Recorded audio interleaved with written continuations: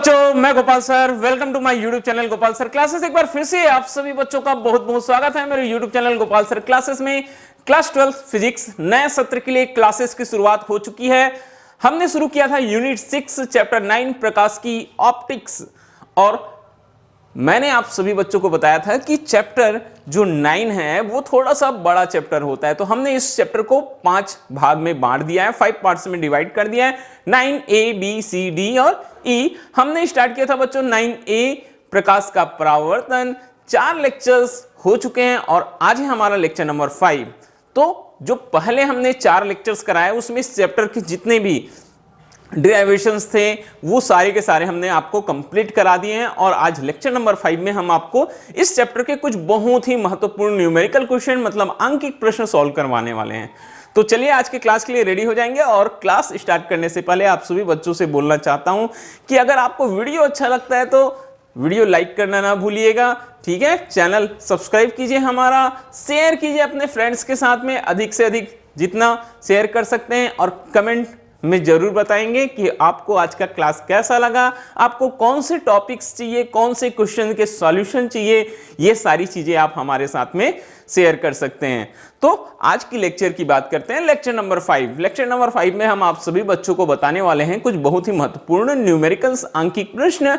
Numericals अंकित प्रश्न physics में अगर बोला जाए तो ये जो न्यूमेरिकल्स हैं वो फिजिक्स की जान होती है। न्यूमेरिकल्स सॉल्व करना बहुत जरूरी है। ऐसे बच्चे जो आसानी से न्यूमेरिकल को समझ लेते हैं, सॉल्व कर लेते हैं, उन्हें बोल सकते हैं कि उनकी जो फिजिक्स की जो समझ है वो बहुत अच्छी है, वो फिजिक्स को बेहतर तरीके से क्या कर रहे हैं, समझ रहे हैं।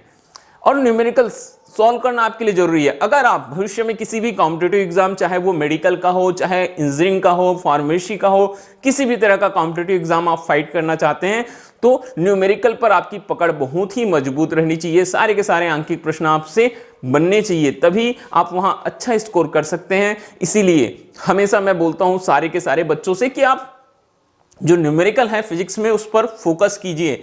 और न्यूमेरिकल के लिए बहुत ही सिंपल है, आपको अगर सारे के सारे फार्मूले मालूम है तो आसानी से आप न्यूमेरिकल सॉल्व कर सकते हैं। ये सारे के सारे जो न्यूमेरिकल है फार्मूले पर ही बेस्ड रहते हैं। अगर आपको सूत्र मालूम है तो आप आसानी से सवाल बना सकते हैं। थोड़ा सा क्वेश्चन आपको समझना होगा और क्वेश्चन का सॉल्यूशन फिर आसान हो जाएगा आपके लिए। तो चलिए आज के क्लास में हम आपको इस चैप्टर में कुछ बहुत ही महत्वपूर्ण प्रश्न जो हैं वो कराने वाले हैं। हम सभी तरह के प्रश्न आपको कराने की कोशिश करेंगे। तो क्लास के लिए रेडी हैं आप सभी बच्चे? तो ओके मेरे बच्चों, क्लास स्टार्ट करते हैं। देखते जाएंगे हम कैसे क्वेश्चन सॉल्व करते हैं, कैसे आपको न्यूमेरिकल्स जो रहते हैं, अंकित प्रश्न रहते हैं, उनको सॉल्व करना है।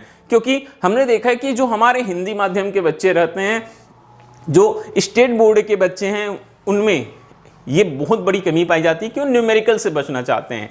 इसमें बहुत सारे बच्चे जो हैं वो घबराते हैं कि हमको न्यूमेरिकल सॉल्व करने नहीं आता, हम कैसे करें। तो बहुत ही सिंपल है। फिर से मैं एक बार बोलना चाहूंगा, फार्मूले पर फोकस कीजिए, क्वेश्चन पढ़िए, देखिए आपको क्या दिया है, क्या निकालने बोला है। अगर इतनी चीजें आपको समझ में आ गई तो आप फार्मूला लगाकर कोई भी न्यूमेरिकल सॉल्व कर सकते हैं। तो चलिए आज के क्लास में हम ऐसे ही कुछ न्यूमेरिकल्स करते हैं।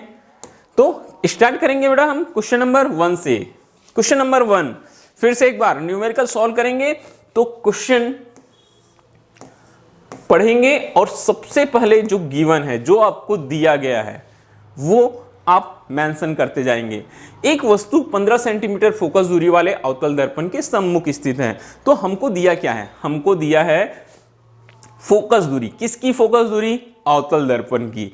तो फोकस दूरी को हम f से डिनोट करते हैं। तो यहां हम लिखेंगे स्मॉल f, और मालूम होना चाहिए कि अवतल दर्पण की फोकस दूरी ऋणात्मक होती है, निगेटिव होती है। तो ये -15 centimetre. f is equal to focus दूरी f इजिकल टू -15 सेंटीमीटर। प्रतिबिंब की लंबाई वस्तु की लंबाई की 3 गुनी है बोलता है। जो प्रतिबिंब बन रहा है उसकी लंबाई जो है वस्तु की लंबाई की 3 गुनी है। मतलब क्या दिया हुआ है आपको? आवर्धन दिया है। आवर्धन मैग्निफिकेशन को हम m से दिखाते हैं। कितनी गुनी है बोलता है? 3 गुनी है। कितनी गुनी है? 3 गुनी है, ठीक है। और m इजिकल टू हमको 3 दे दिया है। अब बोलता है वस्तु की दर्पण से 2 संभव स्थितियां बताइए बोलता है। वस्तु की दर्पण से कितनी संभव स्थितियां बतानी है? 2। अब सबसे बड़ा चीज यही है, हमको वस्तु की स्थिति बतानी है, मतलब u की वैल्यू फाइंड करनी है।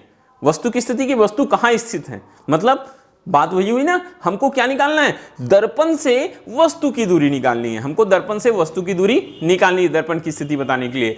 तो दो संभव स्थितियां बताता है, तो यहां से हमको समझ में आना चाहिए कि यहां इनकी दो स्थिति हो सकती है। कितनी स्थिति होगी, दो स्थिति, इसीलिए तो क्वेश्चन में पूछा गया है कि दो संभव स्थितियां निकालिए।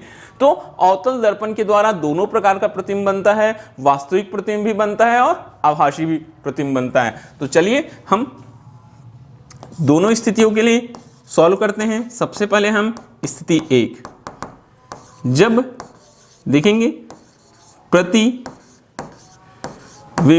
कैसा बनेगा, वास्तविक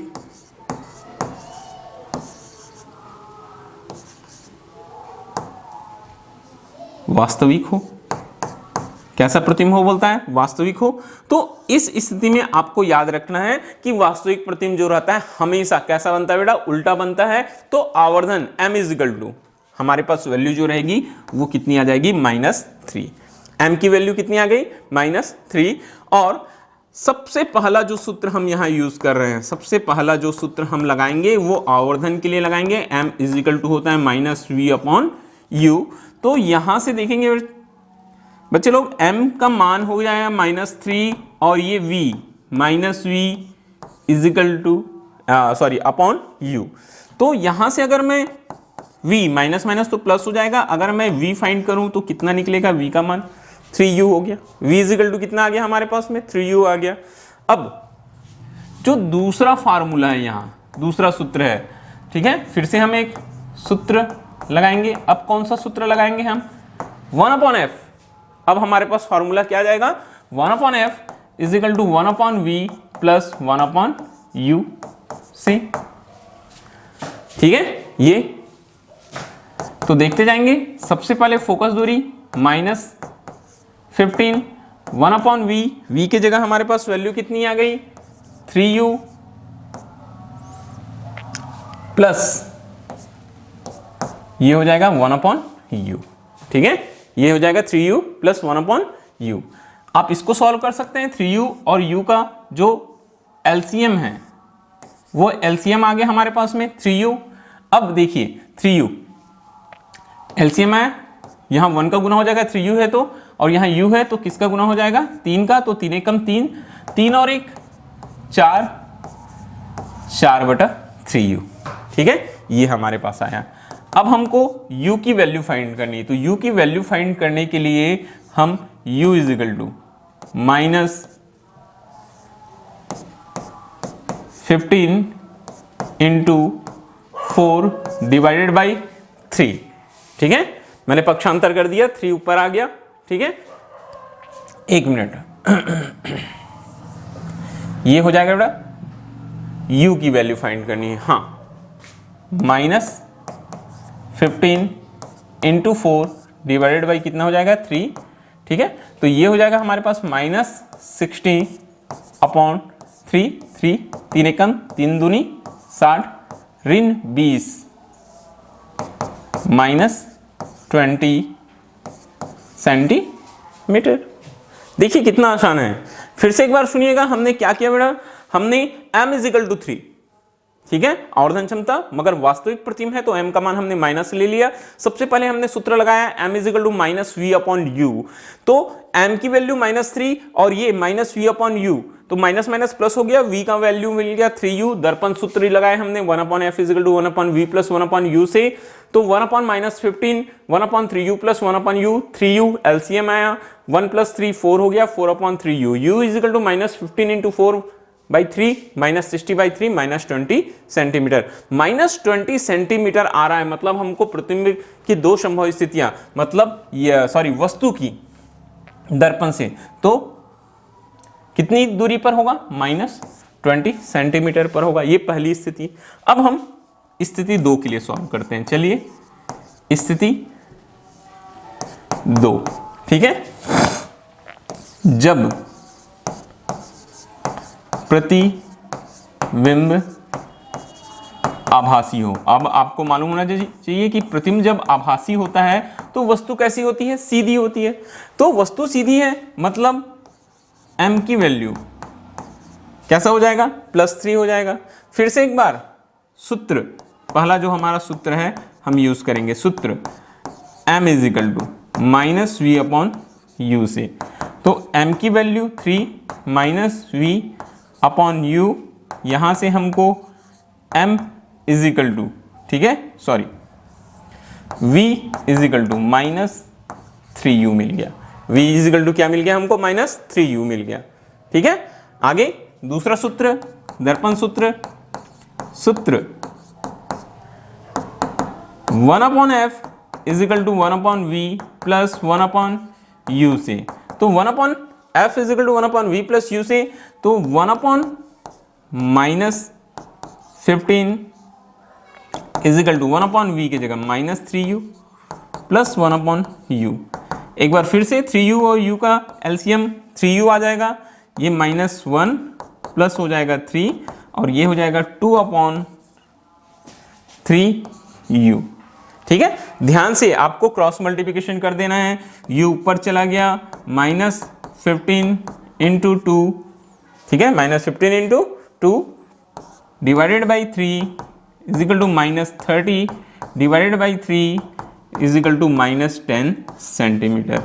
तो ये दो संभव स्थितियां निकल गई। जब प्रतिबिंब वास्तविक होगा तो आवर्धन को आप माइनस लेना, क्योंकि प्रतिबिंब कैसा बनता है, उल्टा बनता है, इसीलिए। ठीक है, तो वस्तु कितनी दूरी पर मिलेगा आपको, -20 सेंटीमीटर मिलेगा। और जब प्रतिबिंब आभासी होगा तो m को आप क्या लेंगे, आप पॉजिटिव लेंगे। m +3 है तो क्या मिलेगा आपको, जो प्रतिबिंब है वो 10 सेंटीमीटर दूर मिलेगा, सॉरी, जो वस्तु की दूरी है वो 10 सेंटीमीटर की दूरी पर मिलेगा। ये क्वेश्चन आपका सॉल्व हो जाएगा। ठीक है, बहुत ध्यान से क्वेश्चन पढ़ते जाएंगे और आपको आंसर्स मिलते जाएंगे। ठीक है, आगे नेक्स्ट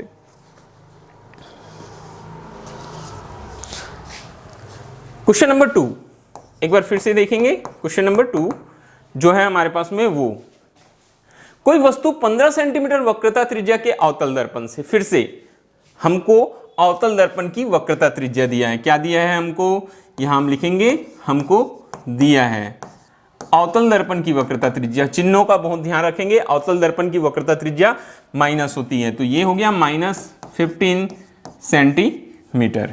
ठीक है, r इजिकल टू -15 सेंटीमीटर हो गया। तो हम फोकस दूरी निकाल सकते हैं यहां से, f is equal to r/2 -15 divided by 2 is equal to -7.5 centimetre. अब हमने पहला काम कर लिया, वक्रता त्रिज्या दिया था हमने, फोकस दूरी निकाल लिया -7.5 सेंटीमीटर। अब यहां दिया है a पर, दो यहां अलग अलग दिया है, 10 सेंटीमीटर बोलता है, तथा b 5 सेंटीमीटर दूरी पर रखी है। प्रत्येक स्थिति में प्रतिबिंब की स्थिति, प्रकृति एवं आवर्धन ज्ञात करना है। स्थिति, प्रकृति और क्या बताना है, आवर्धन। तो यहां भी हमारे पास में दो स्थितियां हैं। सबसे पहले हम शुरू करते हैं स्थिति 1 से। a कितना सेंटीमीटर बोलता है, 10। ये वस्तु की दूरी है तो हम u लेंगे, u is equal to -10 centimetre. u is equal to कितना आ जाएगा, -10 सेंटीमीटर। हमको प्रतिबिंब की स्थिति बताना है, तो हम सीधे सीधे यहाँ सूत्र कौन सा यूज करेंगे, दर्पण सूत्र 1/f is equal to 1/v plus 1/u से हम इस फॉर्मूले का यूज करेंगे। तो ये 1/f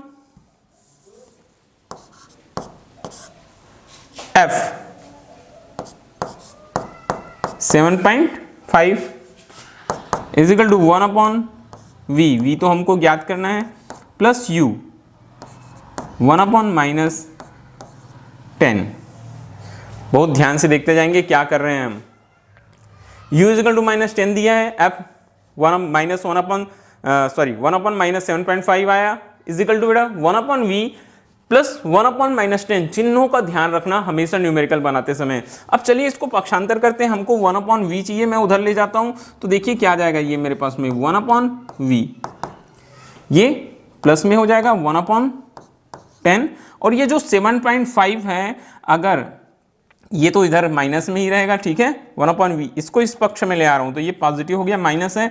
तो अगर मैं दशमलव को हटाऊंगा तो ऊपर आ जाएगा बेटा 10/75, या फिर हम इसको लिख सकते हैं 1/v is equal to 1/10 minus ये हो जाएगा 5 से कटाएंगे तो 5 दूनी 10 और ये 5 एकम 5 5 25 तो 2/15 कितना हो गया हमारे पास में 2/15 ठीक है। तो ये 1/v। अब 10 और 15 का आसानी से हमको 1/v चाहिए। 10 और 15 का लघुत्तम समापवर्त हो जाएगा बच्चों 30 ठीक है। 10 तिया 30 होता है 10 तिया 30 ठीक है। और 15 दूनी 30 होता है तो 2 दूनी कितना हो जाएगा 4 ऋण 4। ये हमारे पास में आ रहा है 1/v इज इक्वल टू क्या आ रहा है हमारे पास वैल्यू ध्यान से देखते जाएंगे 1/v इज इक्वल टू -1/30 और finally v is equal to -30 centimetre. v का मान -30 सेंटीमीटर आ रहा है तो इसका मतलब क्या है जो प्रतिबिंब है वो ऋणात्मक है मतलब किधर है दर्पण के सामने। तो आप यहां आंसर में लिख सकते हैं कि जो प्रतिबिंब बनेगा वो कैसे बनेगा दर्पण के ओर बनेगा दर्पण की ओर या दर्पण के सामने लिखना दर्पण के सामने मतलब जिधर वस्तु होगी उधर ही हमारा क्या बनेगा बेटा प्रतिबिंब प्राप्त होगा। ये हमारा आंसर हो गया स्थिति 1 के लिए। ऐसी हम स्थिति 2 में देखते हैं। स्थिति 2 जो हमारा सेकंड कंडीशन है यहां पर हमको क्या दिया है u is equal to -5 centimetre ठीक है। सॉरी यहां एक चीज हम भूल रहे हैं यहां स्थिति तो मिल गई हमको साथ ही साथ क्या निकालने बोला है हमको आवर्धन निकालने बोला है। क्या निकालने बोला है हमको आवर्धन। तो आवर्धन क्या होता है m is equal to -v/u। तो ये माइनस और ये माइनस कितना हो जाएगा 30 सेंटीमीटर और u की वैल्यू फिर से एक बार देखिएगा -10 तो माइनस माइनस तो प्लस मगर फिर से माइनस आ जाएगा। ये क्या आ रहा है हमारे पास में -3 कितना आ रहा है -3 आ रहा है। m की वैल्यू किसकी वैल्यू आ रही है m की वैल्यू -3 तो माइनस आया मतलब यहां आप आंसर लिख सकते हैं कि प्रतिबिंब कैसा होगा वास्तविक होगा। प्रतिबिंब कैसा होगा वास्तविक होगा ठीक है। ऋणात्मक आया मतलब प्रतिबिंब उल्टा और कैसा बनता है बच्चों वास्तविक बनता है। अब हम आगे देखेंगे स्थिति 2 ठीक है। स्थिति 2 तो स्थिति 2 में देखिए स्थिति 2 में फिर से एक बार देखेंगे यहाँ u की वैल्यू दिया है -5 centimetre. u is equal to क्या दे दिया -5 सेंटीमीटर। चलिए मैं यहाँ 2 पार्ट कर लेता हूँ जगह थोड़ा कम है हमारे पास। फिर से पहले हम सूत्र लगाएंगे 1/f इज इक्वल टू यहाँ हम सूत्र का इस्तेमाल करेंगे कौन सा फार्मूला लगाएंगे 1/f is equal to 1/v plus 1/u से ठीक है। तो 1/f ये हो जाता है -7.5 1/v प्लस 1/u -5। हमको चाहिए क्या हमको 1/v चाहिए ठीक है। तो फिर से एक बार इधर लाएंगे ये ऋण का क्या हो जाएगा धन हो जाएगा। और मैंने बताया था कि -1 जो 7.5 है उसको हम क्या लिख सकते हैं उसको हम लिखेंगे ये माइनस ही रहेगा इसको हम लिखेंगे 2/15। तो ये 1/v 5 और 15 का जो LCM है ठीक है वो 15 ही आएगा। वो LCM कितना आ जाएगा 5 और 15 का जो LCM है वो 15 ही आ जाएगा। तो ये हो जाएगा 5 3 5 तिया 15 होता है 3 और ये हो जाएगा 2 ये आ गया हमारे पास 1/15। तो यहाँ v की वैल्यू ठीक है यहाँ v की वैल्यू कितनी आई 15 सेंटीमीटर आई और ये प्लस कैसे आ रहा है ये पॉजिटिव आ रहा है। मतलब ये हुआ कि जो प्रतिबिंब है वो कहाँ बनेगा दर्पण के पीछे होगा। दर्पण के कैसे होगा पीछे बनेगा क्योंकि जो प्रतिबिंब की दूरी है वो पॉजिटिव आ रही है इसलिए दर्पण के कैसे बनेगा पीछे बनेगा। ये हमने लिख लिया है और हमको चाहिए आवर्धन m is equal to -v/u। फिर से एक बार देखेंगे -v -15u -5 तो ये m is equal to minus minus हो जाएगा +3 और कैसा होगा आभासी होगा और कैसा होगा आभासी होगा। तो ये क्वेश्चन भी हमारा इस तरह से हो जाता है सॉल्व। फिर से एक बार सुनिएगा आप लोग ध्यान से। एक वस्तु 15 सेंटीमीटर वक्रता त्रिज्या के अवतल दर्पण से 10 सेंटीमीटर और 5 सेंटीमीटर दूरी पर रखी है। तो हमको दिया था वक्रता त्रिज्या, हमने निकाल लिया फोकस दूरी।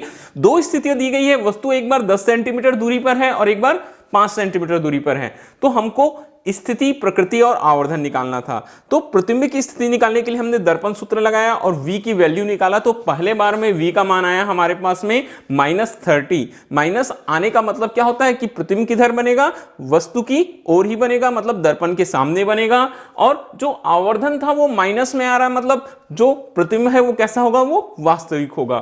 फिर u का मान जब हमने -5 रखा तो v का मान जो प्रतिबिंब की दूरी है वो +15 सेंटीमीटर आया, मतलब दाईं ओर बनेगा, दर्पण के पीछे बनेगा। तो हम बोल सकते हैं प्रतिबिंब दर्पण के पीछे बनेगा। और आवर्धन क्षमता निकाले तो मान पॉजिटिव आया, मतलब प्रतिबिंब कैसा होगा, सीधा और आभासी होगा। ये क्वेश्चन बनाने का तरीका होगा। आगे बढ़ेंगे अगले क्वेश्चन की ओर। Question number 3। अब क्वेश्चन नंबर 3 में देखो बच्चों, 10 सेंटीमीटर फोकस दूरी के अवतल दर्पण के सामने बोलता है। अब हम फिर से एक बार हमको अवतल दर्पण क्वेश्चन का हम सॉल्यूशन करेंगे। ठीक है, क्वेश्चन हम सॉल्व करेंगे। हमको क्या दिया है, अवतल दर्पण के सामने एक वस्तु को बोलता है 10 सेंटीमीटर फोकस दूरी की। तो फोकस दूरी दिया है f और अवतल दर्पण दिया है इसलिए 10 सेंटीमीटर। यहां आप लिखकर बता भी सकते हैं क्यों आपने माइनस लिखा, क्योंकि ये किसके लिए है, ये अवतल दर्पण के लिए। किसके लिए है, ये अवतल दर्पण के लिए, इसलिए हमने f को -10 लिखा। अब एक वस्तु को कितनी दूरी पर रखा जाए कि उसका वास्तविक प्रतिबिंब वस्तु के आकार का कितना बने बोलता है। वस्तु का प्रतिबिंब वास्तविक बन रहा है और 5 गुना, ये हमको आवर्धन दिया है, और वास्तविक बन रहा है। वास्तविक मतलब कैसा बनेगा, उल्टा बनेगा। तो m की वैल्यू कितनी हो गई हमारे पास में, -5। फिर से सुनिएगा, बहुत ही आसान होता है।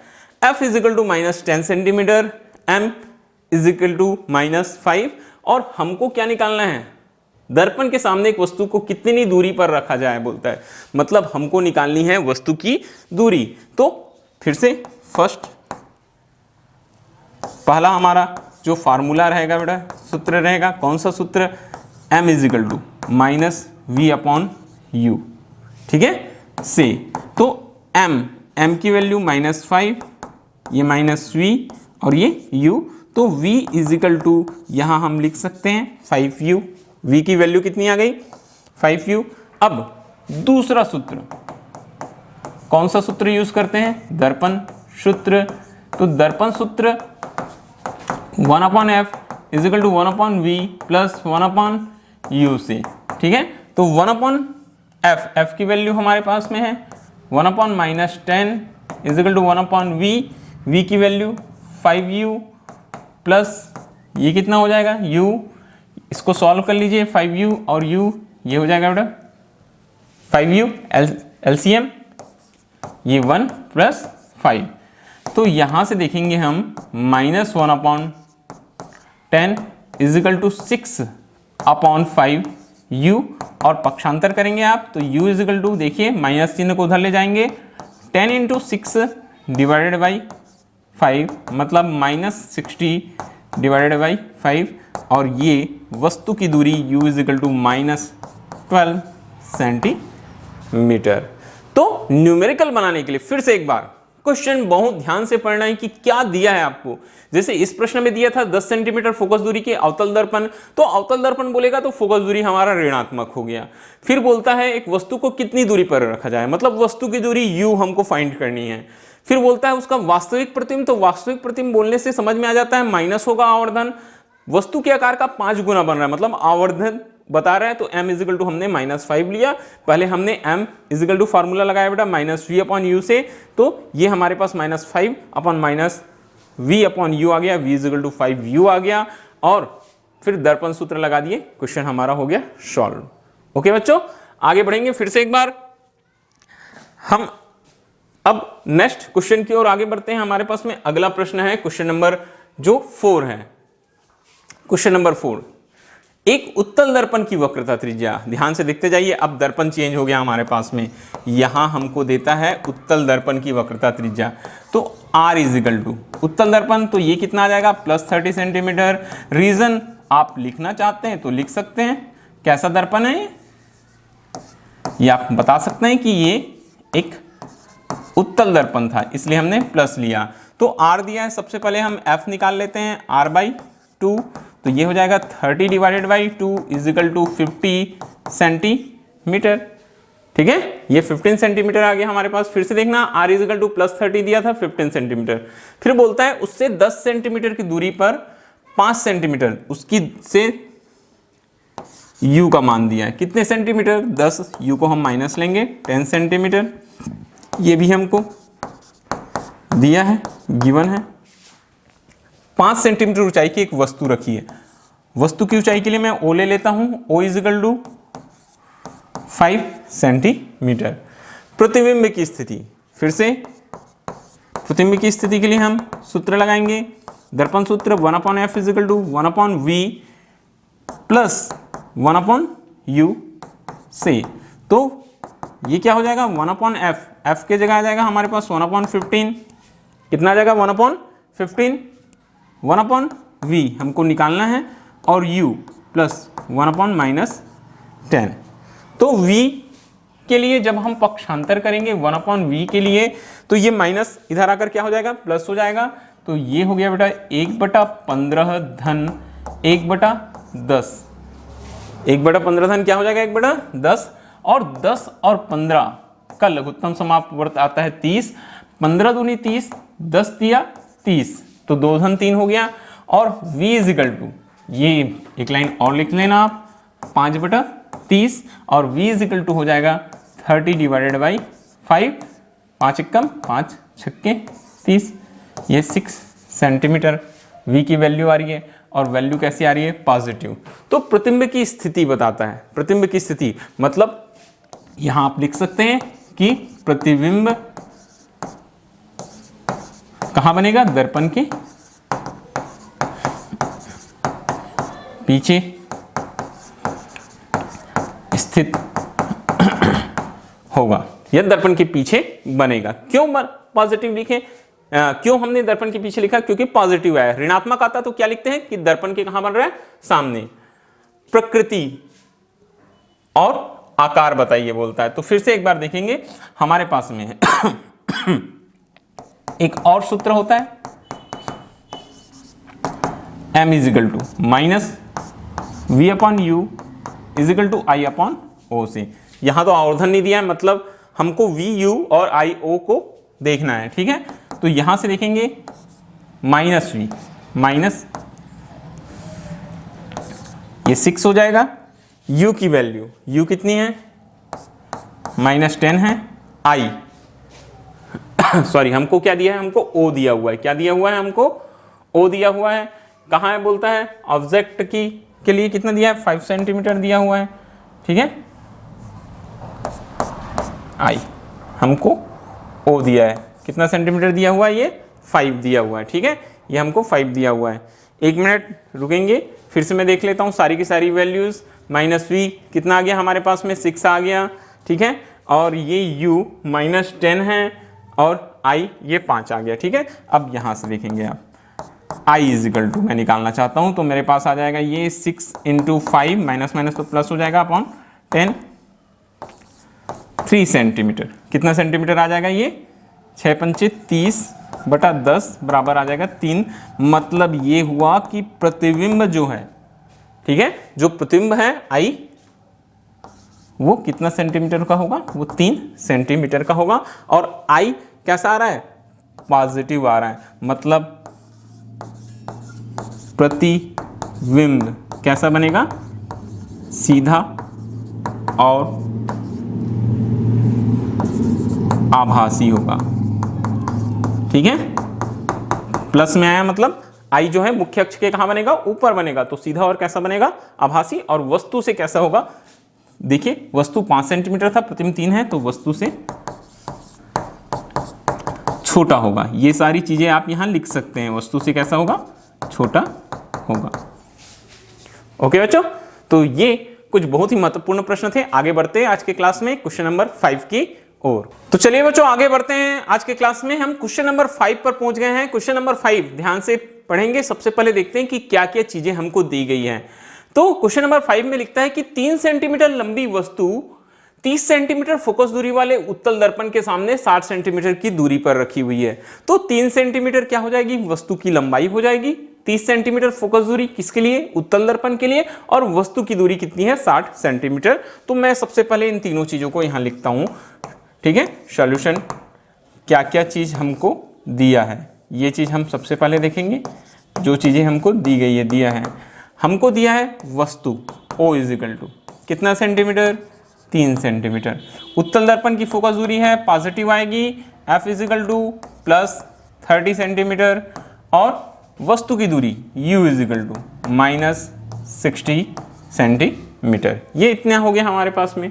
अब हमको यहाँ प्रतिबिंब की स्थिति निकालनी है, तो हमारे पास सूत्र क्या लगाएंगे हम, 1/f is equal to 1/v plus 1/u/c। दर्पण सूत्र से फिर से एक बार, तो 1/f 1/30 1/v, v हमको ज्ञात करना है, प्लस 1/u, u माइनस 60। तो जैसे ही आप यहाँ पक्षांतर करेंगे 1/v इजिकल टू हो जाएगा 1/30 प्लस 1/60। आगे देखते हैं 1/v, तो 30 और 60 का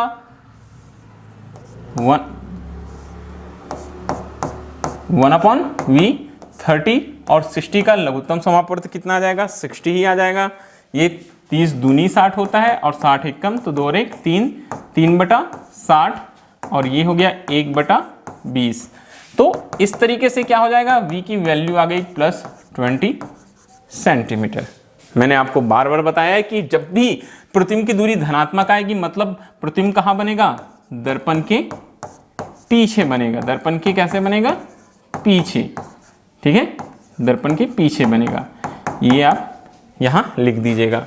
और क्या बताना है, बोलता है स्थिति और आकार। तो चलिए एक बार फिर से, m is equal to I/O is equal to minus V/U।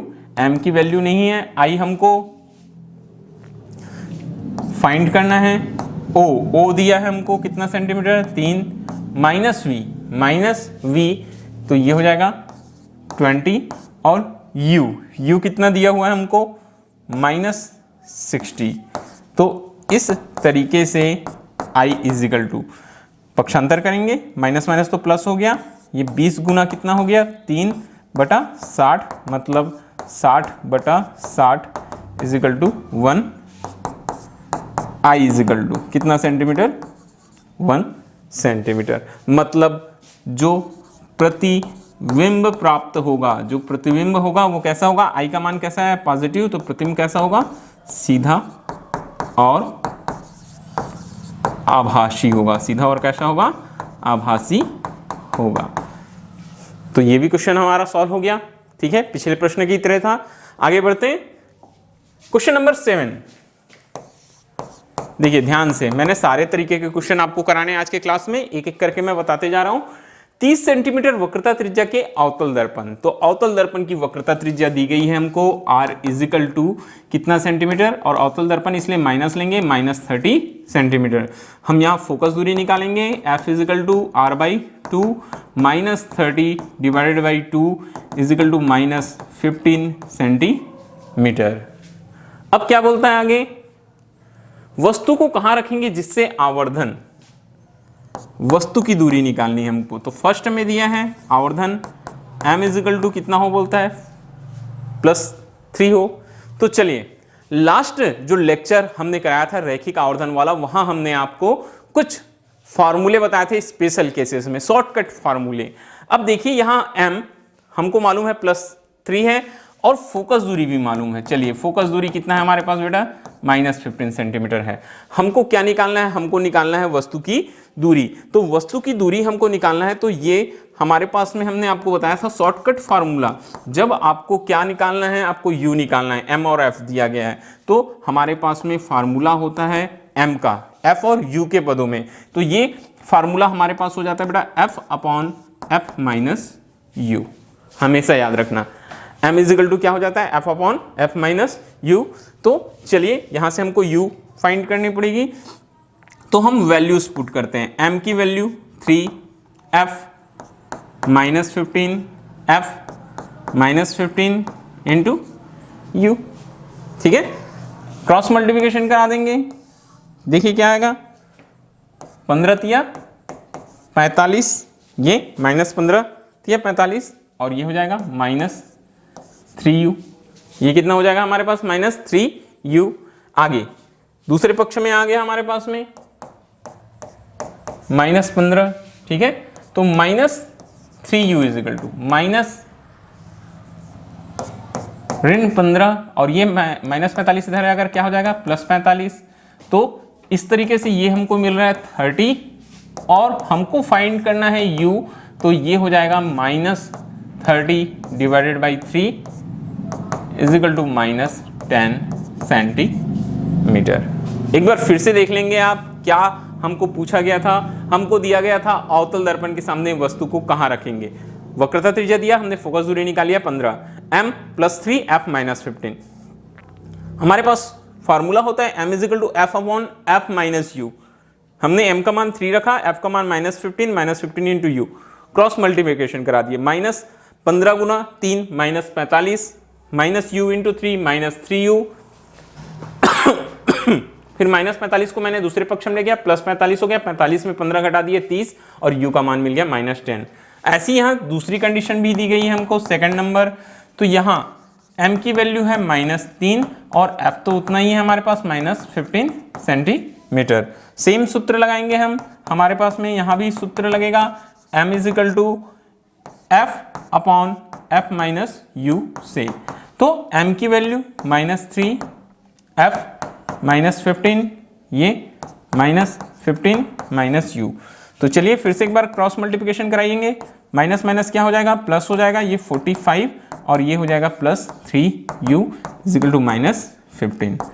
आगे बढ़ते हैं, 3u -15 -45, प्लस का उधर जाएगा माइनस हो जाएगा, तो ये कितना हो रहा है -60, और ये u is equal to -60 divided by 3, 3 एक कम 3, 3 दूनी -20 सेंटीमीटर। तो पहले बार में आया था हमारा -10 सेंटीमीटर और दूसरे बार में आया -10 सेंटीमीटर। तो पहले बार में बोल सकते हैं कि वस्तु जो रहेगी वो दर्पण से 10 सेंटीमीटर दूर रहेगी, और दूसरी स्थिति में जब आवर्धन माइनस में आ रहा है तो वस्तु कितनी, -20 सेंटीमीटर दूर रहेगी। तो इस तरह के प्रश्न भी आपको एग्जाम में मिल सकते हैं। और आज के क्लास का लास्ट क्वेश्चन, आखिरी प्रश्न, क्वेश्चन नंबर 7, सॉल्यूशन। एक वस्तु 60 सेंटीमीटर फोकस दूरी के उत्तल दर्पण के सामने रखी है। तो उत्तल दर्पण की जो फोकस दूरी होती है हमेशा पॉजिटिव होती है, f इजिकल टू रखेंगे हम +60 सेंटीमीटर। यदि प्रतिबिंब का आवर्धन m इजिकल टू दिया है 1/2 हो, तो प्रतिबिंब की क्या ज्ञात करो बोलता है, स्थिति। फिर से देखो m, अब हमको f और क्या दे दिया है, m दे दिया है, हमको एक बार फिर से फार्मूला यूज करना है। तो यहां हमारे पास में सूत्र होता है m is equal to f minus v divided by f, जो शॉर्टकट फार्मूला बताया था, इसीलिए मैंने ये प्रश्न लिया है। यहां देखिए, यहां f और m दिया है, हमको प्रतिबिंब की स्थिति निकालनी है, तो हमको v निकालना है, हमको u तक जाने की जरूरत नहीं है। हम m is equal to f minus we upon f formula का यूज करेंगे। तो देखेंगे m is equal to 1/2 f 60 minus v upon 60, cross multiplication कराएंगे, ये हो जाएगा 60 और ये हो जाएगा 60 दूनी 120 ऋण v। पक्षांतर करेंगे बेटा, v इधर आ जाएगा और ये 120 ऋण हो गया हमारे पास में 60, v इजिकल टू आ गया 60 सेंटीमीटर। और ये प्रतिबिंब की क्या निकल आई हमारे पास में, स्थिति निकल आई। ठीक है, इस तरीके से। एक मिनट देखेंगे, फिर से थोड़ा सा कैलकुलेशन मिस्टेक हो रहा है यहाँ हमसे।